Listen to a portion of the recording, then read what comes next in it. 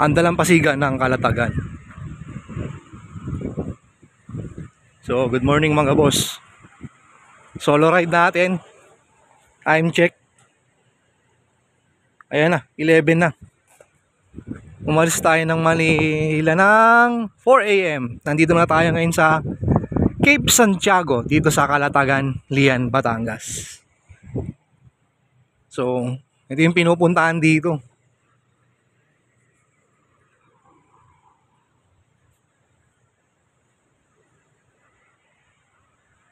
Ayan, yung lighthouse.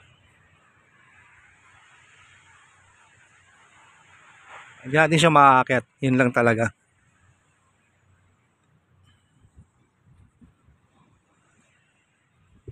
So sa mga gustong pumunta dito, Google Map nyo lang. Cape Santiago, Lian, Kalatagan, Batangas pala. Ayan. Suabe. 4 hours yung biyahe. From Manila. Nag-almusal lang ako sa Tuy, Batangas. Tapos baka ng Lian. Dire-diretso yun. Makakapunto ka ng Kalatagan. Medyo dulo to ng Kalatagan na. Lagpas ng Manuel Uy Beach Resort. Ayan o. So ang mga babayaran mo lang naman dito, environmental fee along the way. Paglagpas mo, basta pagtungtong mo ng Kalatagan, meron doon bago ang makapuntong dito.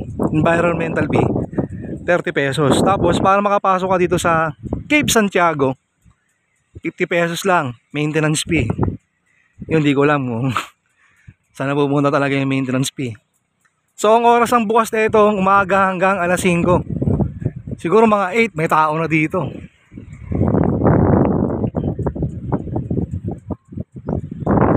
Yan, lakas ng hangin.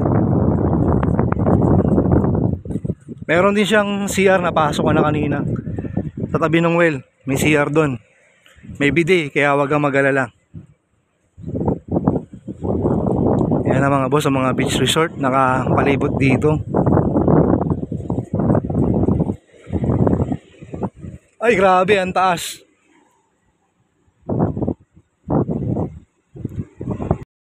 Laglag ka, throwback talaga.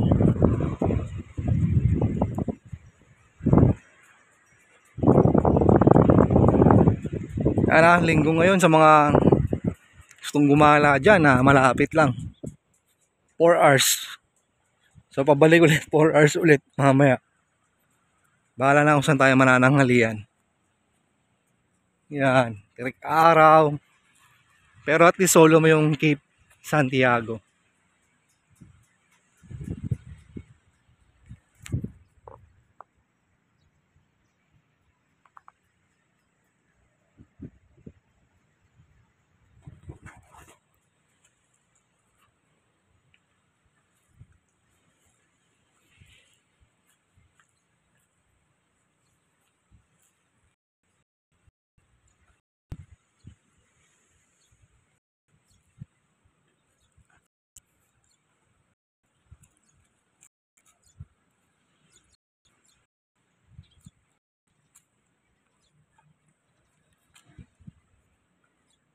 So dati ata itong naval base. Oh, leave no trace, LNT tayo lagi, LNT. Yan, may bisitang dumating.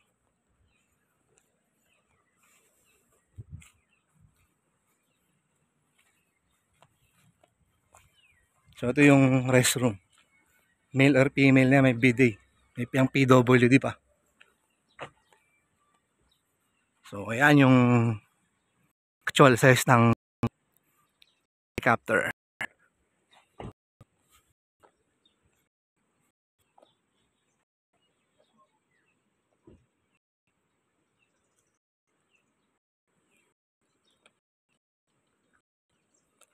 Isa sa mga monument dito sa Basi, matatamo dito, Kalatagan, Batangas, ang Santiago.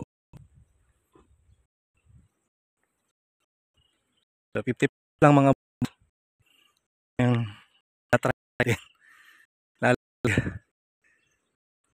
capture dito.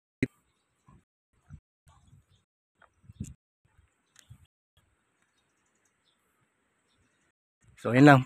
Tapos uwi na ako. So, if gusto nyo ang ating video, huwag nyo kalimutan mag-like, share, at subscribe. Bye! Cape Santiago.